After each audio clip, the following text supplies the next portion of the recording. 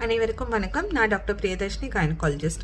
So ப்ரெக்னன்சிக்கு plan பண்ணும்போது முக்கியமாக ஞாபகம் வச்சுக்க வேண்டிய 5 விஷயங்கள். ஃபர்ஸ்ட் விஷயம் வந்து ஆஸ் அ கப்பிள் உங்களுக்குள்ள ஒரு கிளியர் கம்யூனிகேஷன் அண்ட் அண்டர்ஸ்டாண்டிங் இருக்கணும் of how well you are prepared for the pregnancy.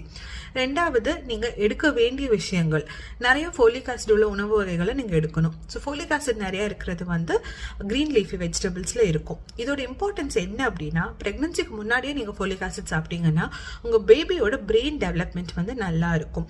பேபிக்கு வந்து பிரெயின் சம்பந்தப்பட்டமான விஷயங்கள் வந்து அனாமலிஸ் வந்து வராமல் இருக்கும். இது ரொம்ப முக்கியம். ரெண்டாவது வந்து டிஹெச்ஏ வந்து ரொம்ப ஹையா இருக்கிறது சால்மன் ஃபிஷ்ல நிறையா இருக்கும். அது மட்டும் இல்லாமல் நட்ஸ்ல நிறையா இருக்கும்.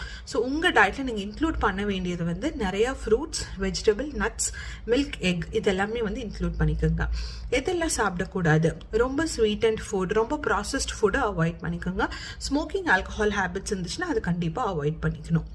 நெக்ஸ்ட் வந்து எக்ஸசைஸ். சப்போஸ் உங்கள் வந்து ஹைட் வெயிட் ரேஷியோ அதிகமாக இருக்குது, நீங்கள் வந்து உங்கள் ஹைட்டுக்கு இல்லாமல் வெயிட் கொஞ்சம் எக்ஸ்ட்ராவாக இருக்குன்னா டெய்லி அட்லீஸ்ட் ஒரு 30 மினிட்ஸ் நல்ல எக்ஸசைஸ் வந்து பண்ணிக்கோங்க. வாக்கிங், ஸ்விம்மிங் எதை வேணாலும் இன்க்ளூட் பண்ணிக்கோங்க. But the more physical activity the more chances of pregnancy.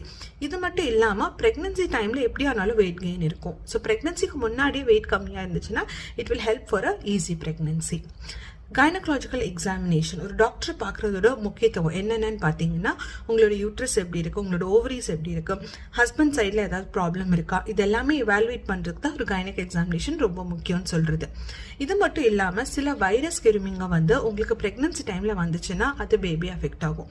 இல்லை முக்கியமாக சொல்கிறது 2 வைரஸ் கிருமிங்க. ஒன்று வந்து சிக்கன் பாக்ஸ். சப்போஸ் உங்களுக்கு சின்ன வயசில் சிக்கன் பாக்ஸ் வரலைன்னா அதுக்கான எதிர்ப்பு சக்தி இருக்காது. இன் ப்ரெக்னன்சி சிக்கன் பாக்ஸ் வரும்போது அது பேபியை அஃபெக்ட் பண்ண சான்சஸ் இருக்குது. ரெண்டாவது வந்து ருபெல்லாவும் ஒரு வைரஸ் தான். இந்த வைரஸ் கிருமியும் ப்ரெக்னன்சி அப்போ வந்துச்சுன்னா அகெயின் பேபி அஃபெக்ட் பண்ண சான்சஸ் ரொம்ப அதிகமாக இருக்குது. ஸோ இது ரெண்டுக்குமே வந்து வேக்சினேஷன் இல்லாதவங்க, எதிர்ப்பு சக்தி இல்லாதவங்க பிஃபோர் ப்ரெக்னன்சி வேக்சின்ஸ் எடுக்கிறது வந்து ரொம்ப நல்லது. சப்போஸ் நீங்கள் ஆல்ரெடி ஏதாவது மெடிசன்ஸ் சாப்பிட்டுட்டு இருந்தீங்கன்னா அந்த மெடிசன்ஸ் உங்களுக்கு சேஃபாக இருக்கா, அதோட நீங்கள் ப்ரெக்னென்ட் ஆகலாமா, இல்லை அதுக்கு சேஃபர் ஆல்டர்னேட்டிவ்ஸ் இருக்கா, இது எல்லாத்தையுமே இவாலுவேட் பண்ணிக்க கண்டிப்பாக ஒரு டாக்டரோட செக்அப் வந்து உங்களுக்கு அவசியம்.